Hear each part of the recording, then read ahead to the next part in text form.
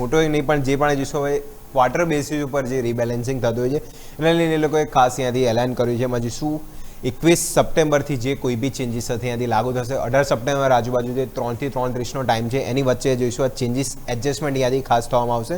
તો એફટીએસ ઇન્ડેક્સમાં જોઈશું 12 નવા શેર છે એની અહીંયાથી એન્ટ્રી થશે, જેમાં જોઈશું 18 થી $50 મિલિયન આજુબાજુ અહીંયા જોઈશું ટોટલ આપણને ઇન્ફ્લો થવાનું અનુમાન છે, જેમાં અર્બન કંપની, અપોલો માઇક્રોસિસ્ટમ છે, પાઇન લેબ્સ, એવલોન ટેકનોલોજી, ક્યુપિડ અને લાસ્ટ વાત કરીએ તો એમ્ક્યોર ફાર્મા. એમાં જોઈશું સૌથી વધારે આપણને એન્ટ્રી થવાની છે. અને જો વેટેજ વાઇઝ જોઈએ કે સૌથી વધારે ઇન્ફ્લો કયા સ્ટોકમાં થવાનું છે, વેટેજ વાઇઝ જોઈએ તો ત્યાં છે મીસો, સૌથી વધારે ઇન્ફ્લો આપણે જોઈશું $75.9 મિલિયન આજુબાજુ. પછી લેન્સકાર્ટ છે $71 મિલિયન છે.